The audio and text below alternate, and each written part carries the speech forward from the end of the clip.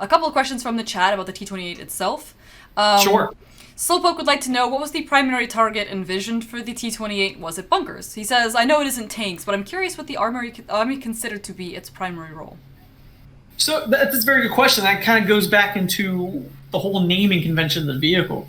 Not just talking about technical specs. A lot of people look at the Stridswagen 103 and they say, well, that's not a tank. And the thing to remember is the names of equipment isn't always necessarily how it's designed or how it's built, but what its doctrinal purpose is for.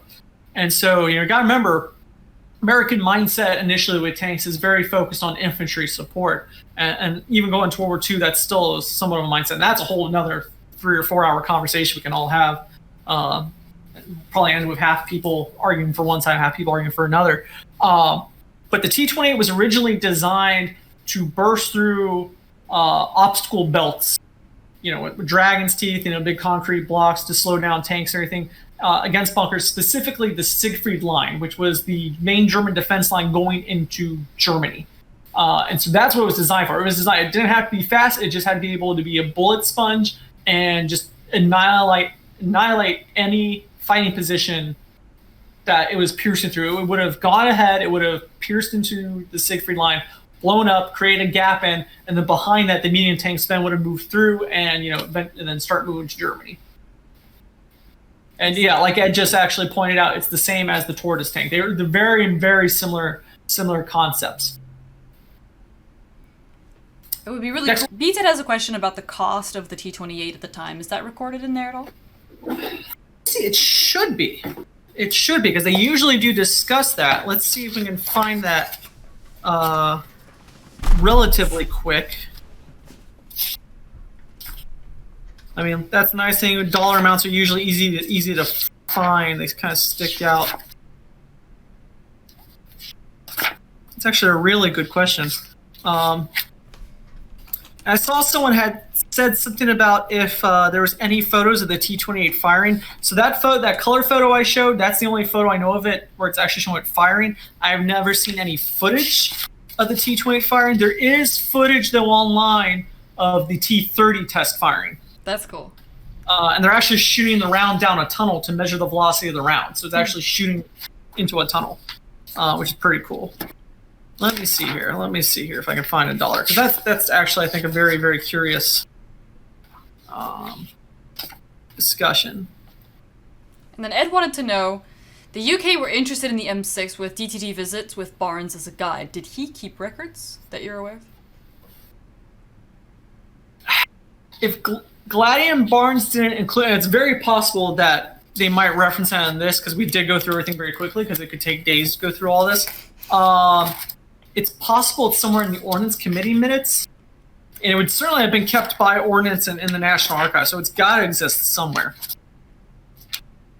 So I definitely think that that would exist somewhere, Ed, because I know what he's referencing. Because there's a lot of discussion that we were developing a lot of our heavy tanks based on feedback and also requirements by the British. Same thing at the same. They were looking at developing assault tanks.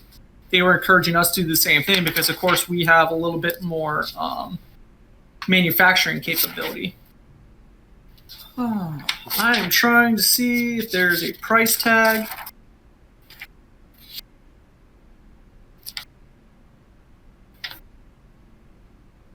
Transmission stowage, transmission suspension.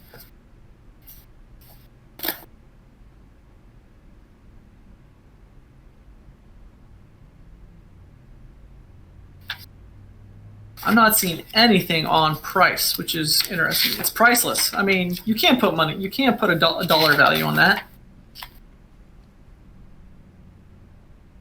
Or that joke that you say it every single time you arrive at the cashier, and there's no price tag on your item. Obviously, it is free.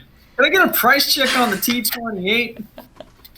It definitely said half off. It definitely said half off on the. Well, someone just took that down. Aww. It said half off when I was there.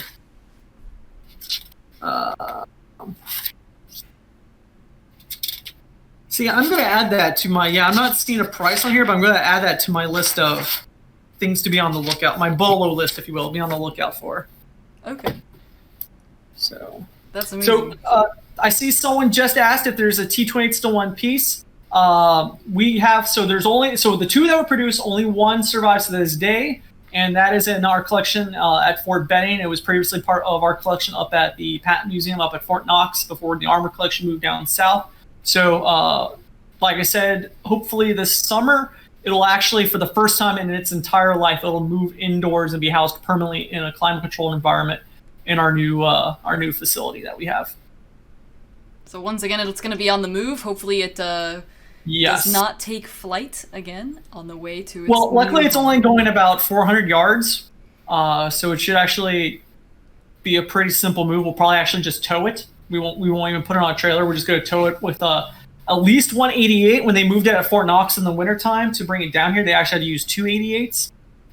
So we'll do that. And then the nice thing is, since we're just going to be moving into a nice flat concrete reinforced steel pad, our aircraft tug, which is rated for a 747, should be able to do the final adjusting in. But that's why it's the first thing going in. So once the 88 has, it's just going to drive right into the building, because the building's design has roll-up doors everywhere. So an 88 can just drive in with the T28, park in its position, let go, and we'll just put in everything around the T28.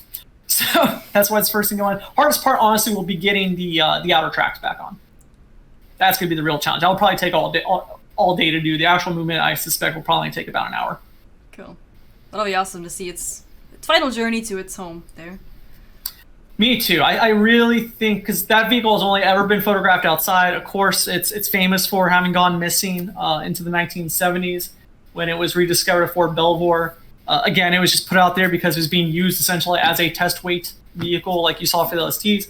And come back, and it's always been kind of symbolic of how we really haven't done a good job here in America of getting our really most historically important and whether it's operational or R&D tanks preserved. So that's always been one of my things, is try to get that tank in first, because I think it's going to be very symbolic of the steps we're taking to try to preserve this collection. It's going to be great. Looking really forward to seeing that. Me too. I'm hoping we can even have you come down for that movement. That'd be great. So, yeah, we're also trying to get a drone to see if we can get a drone to follow, not an army drone, but those tend to want to kill tanks, so we're gonna try to find a friendly drone. Don't mess up your life and fail to subscribe to these on YouTube. So I'll see you guys next time. Thanks again to Rob and to the NACC for enabling us to have this show. This is amazing, and we'll see you guys next time. Thank you guys for checking in, and take it easy.